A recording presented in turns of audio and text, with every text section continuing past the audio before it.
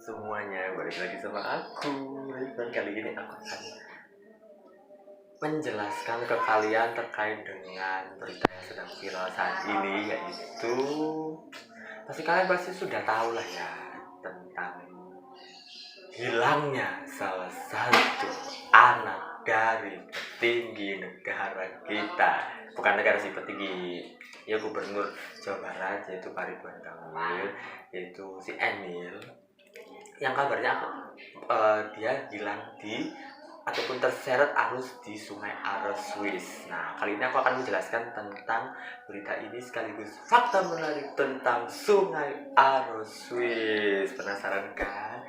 Jangan lupa like, comment, dan subscribe dulu, dan tunggu dulu ya teman-teman ya.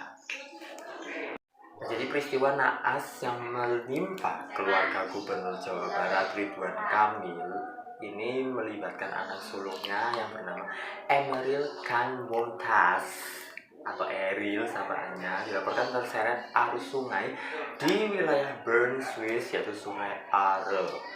Penyebutannya nanti bisa ditulis di sini ya, tulisannya Are tuh ARE atau gimana tuh nanti di sini aja. Nah, sebenarnya Eril ini akan melanjutkan pendidikan di S2. Pada saat itu memang posisi Bapak Ridwan Kamil ini sedang ada acara teman-teman, yaitu kegiatan pemerintahan bersama delegasi pemerintah Provinsi Jawa Barat. Menurut informasinya memang kondisi Eril saat ini masih dalam pencarian tim SAR dan polisi Swiss ya. Di sana juga ada tim SAR ya, jangan kalian kira di Indonesia aja gitu. Karena mungkin dihentikan sementara karena hari sudah gelap dan dilanjutkan pada esok hari gitu. Nah, sedikit yang belum tahu, sedikit banyaknya teman-teman yang belum tahu terkait dengan kronologi dari kasus terseretnya arus sungai ini adalah, jadi ceritanya Eril ini berenang di Sungai Are, Bern, Swiss bersama adik dan kawannya. Saat naik ke permukaan, nah Eril ini terseret arus sungai yang cukup deras teman-teman gitu. Dan sebelumnya memang dia sempat meminta tolong kepada kawannya. Dan pada saat itu memang cuacanya lagi cerah gitu, sepertinya tidak tidak mendung ataupun gimana gitu. Dan sebenarnya memang Sungai Are ini bukan lokasi yang asing gitu ya. Mungkin turis-turis Swiss juga sudah pada tahu, ataupun mungkin kalian juga sudah tahu bahwa Sungai Are itu memang merupakan sungai yang cukup familiar gitu di kalangan masyarakat Swiss gitu ya. Nah, kali ini aku akan jelasin faktanya. Nah, untuk fakta-faktanya ini aku dapatkan dari liputan6.com. Kita masuk ke fakta yang pertama, yaitu Sungai Are merupakan sungai terpanjang yang ada di negara Swiss. Menurut informasi dari situs web kota Bern, Sungai Are merupakan sungai dengan panjang 288 km yang mengalir sepenuhnya di negara Swiss. Sepanjang rutenya, ia bertemu dengan banyak desa dan kota dan juga berkelok-kelok melalui berbagai landscape yang mengesankan. Sungai Are bermuara di Glacier Are bawah dan atas di Benners Oberland, kemudian melintasi 3 kanton, Bern, Solothurn, dan juga Aargau, serta 4 danau, yaitu Danau Prinz, Thun, Bohlen, dan Dill. Seperti itu. Kemudian yang kedua, sangat penting untuk memiliki rasa hormat terhadap Sungai Are dan memberitahu diri kita dan orang-orang yang ada di sekitarnya tentang kemungkinan risiko keamanan yang terjadi. Ini merupakan fakta yang kedua, yaitu adanya catatan keamanan dari Sungai Are. Nah, Swiss Life Saving Society dan pemerintah kota Bern memberikan sebuah warning ataupun peringatan kepada semua orang yang menghabiskan waktu di Sungai Are, bahwa penduduk Bern merasa senang hati jika seandainya ada orang yang bertanya tentang ini mana jalur masuknya, ini mana jalur keluarnya, sehingga orang-orang turis yang ada di kota Bern di negara Swiss ataupun di luar dari negara Swiss itu tahu kira-kira jalur masuknya itu di mana aja. Kemudian yang ketiga, ternyata Sungai Are ini juga termasuk dalam situs warisan budaya tak benda dari UNESCO. Jadi udah masuk daftar tradisi UNESCO sejak tahun 2017, di mana kantor kebudayaan Federal Swiss memutuskan kegiatan mana yang diklasifikasikan sebagai tradisi hidup dan mencerminkan keragaman budaya dari negara Swiss, dan telah aktif dipertahankan dan diperluas sejak tahun 2012. Kemudian fakta yang keempat, ternyata Sungai Are tidak hanya digunakan untuk berenang, tapi sungai ini juga digunakan untuk portal rekreasi online Gonado, dan jumlah total pesertanya melebihi rekor tahun sebelumnya, yaitu 54 orang. Jadi nggak hanya digunakan untuk berenang, tapi untuk arung jeram pun bisa gitu ya. Yang kelima yaitu berenang bersama anjing peliharaan. Kalau di Eropa ada budaya yang namanya Hanstag atau hari anjing, di mana hari-hari musim panas biasanya di kota Bern ini bukan hanya orang yang menyucikan diri di air Sungai Are, tapi juga ada binatang yang berkaki empat untuk bisa merasakan jernihnya air di Sungai Are gitu. Jadi ada anjing dengan jaket pelampung, anjing dengan papan selancar, dan anjing yang digendong oleh si pemiliknya. Kemudian yang keenam yaitu lokasi tradisi Zibelus. Ya, fakta yang keenam saya ulang ya. Jadi di Sungai Are ini juga termasuk tempat ataupun lokasi tradisi Zibelsum.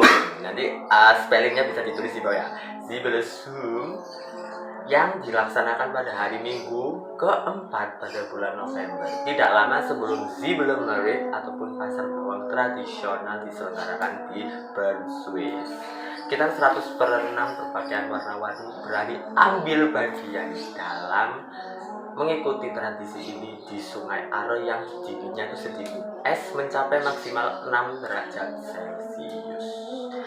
Kemudian fakta yang ketujuh yaitu sumber tenaga kereta gantung yang dimaksud dengan Marziliban, yaitu kereta api kabel umum terpendek di negara Swiss. Diluncurkan pada tahun 1885, transportasi umum ini ditenagai air sampai tahun 1973. Di stasiun Puncak, satu tangki di bawah kabin diisi air dari aliran kota. Karena beratnya itulah kereta yang menuju ke bawah menarik kereta yang menunggu di bawah bersama penumpangnya. Nah, terus yang ke-8 nih, buat kalian yang ketelen, lo nggak sengaja ketelen gitu ya, nggak usah khawatir bahwa di Sungai Are ini kualitas airnya sungguh jernih dan luar biasa. Kenapa? Karena hal ini dikonfirmasi oleh Uni Eropa pada tahun 2016, mengatakan bahwa Sungai Are ditempatkan sebagai salah satu sungai dengan kategori kualitas terbaik. Jadi kalau misalkan kayak ketelen buat air minum itu nggak masalah banget. Kalau misalkan kalian renang terus ketelen, ya airnya ketelen. Kalau di sini kan kaporit gitu ya, jadi takut kenapa gitu kan. Tapi kalau di Sungai Are nggak masalah. Cuman kenapanya ntar aku jelasin setelah nomor 10 ya. Yang ke-9 yaitu ikan terkenal di pemandian Sungai Lorraine, yang mana mereka memasuki kolam dari Sungai Are melalui pintu air, yaitu ada ikan tenggeran, ikan tombak, dan ikan mas. Tapi ikan tersebut dilaporkan tidak menggigit dan lebih suka menjauhi perenang. Beda dengan di Indonesia, ikannya suka menggigit perenang ya, agak-agak ganas ya. Dan yang terakhir ada Arelut, mengambang dalam lingkaran. Nah, setelah melewati pemandian Sungai Lorraine pada fakta ke-9 tadi, Sungai Are ternyata mengalir di Felsenau dan membuat lingkaran di sekitar semenanjung Bremgarten, di mana baik berenang ataupun mengambang di atas rakit pantai pasir kecil di restoran Zendermeteli menawarkan tempat yang sempurna untuk memasuki Sungai Are. Setelah perjalanan 20 menit, akhirnya kita sampai ke terowongan pejalan kaki sepanjang 200 meter. Gitu. Nah, pertanyaannya, kalau misalkan kualitasnya udah bagus, kenapa anak Ridwan Kamil tetap terseret arus dari sungai tersebut? Kalian pasti bingung kan kenapa? Saya juga bingung sebenarnya kenapa ini bisa terjadi. namanya juga musibah, kita tidak ada yang tahu gitu kan. Dan memang menurut Duta Besar Indonesia untuk Swiss, Mulyaman Hadad mengatakan bahwa memang ada masa kritis untuk mencari korban hilang yang ada di Sungai Are, Swiss. Mayoritas kejadian orang hilang di Sungai Are, 99,99% ditemukan dalam waktu 3 minggu. Berarti dihitung aja kalau misalkan dia hilangnya dari tanggal 26 Mei, berapakah 3 minggu setelahnya? Itu ya. Kalau misalkan nggak ketemu. Soalnya pihak SAR Swiss juga sudah mengerahkan segala macam upayanya ya, kayak ada diterbangkan drone untuk mendeteksi suhu panas tubuh dari si Ariel ini, kemudian adanya tim SAR dari Swiss juga. Jadi nggak cuma di Indonesia, di Swiss pun juga ada tim SAR gitu. Pihak keluarga juga mengatakan bahwa Ariel dikenal rajin berolahraga dan memiliki sertifikat menyelam. Berarti kan sebenarnya kalau misalkan punya sertifikat menyelam dan rajin berolahraga itu sebenarnya tidak ada masalah dengan hal tersebut. Tapi ya kita juga nggak tahu lagi-lagi dengan adanya musibah ini.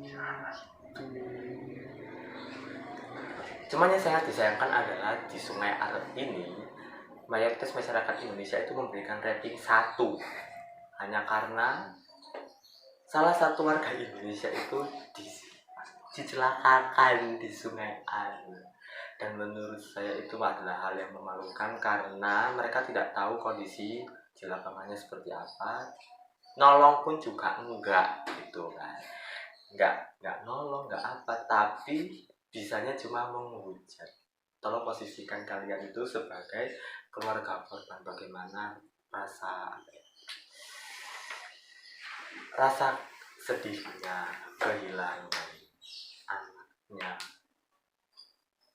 karena musibah itu gitu. Tolong lebih dipikirkan lagi gitu. Maksudnya rasa kemanusiaannya itu gimana? Kan kita Indonesia kan juga kalau di Pancasila kan ada sila kedua, kemanusiaan yang adil dan beradab. Mana rasa kemanusiaannya kalian? Cuma hanya karena Sungai Are yang membuat salah satu warga Indonesia itu terseret arus sungai di negara orang. Masalahnya ini yang kalian hujat itu adalah di negara orang dan di negara asing. Kalian juga nggak kenal, nggak tahu itu sungainya bentuknya kayak gimana. Kalau misalkan sungainya dekat rumah kalian sih nggak tahu ya. Tapi kalau misalkan sungainya itu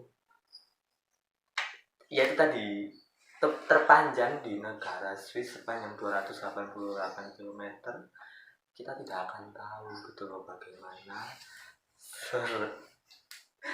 seorang warga negara Indonesia itu bisa terseret dan juga terenggut gitu ya, sebadan-badannya di sungai itu gitu. Jadi menurutku sih sangat disayangkan kelakuan masyarakat Indonesia yang minta ampun gak kena dikandani, kalau istilah bahasa Jawanya gitu ya.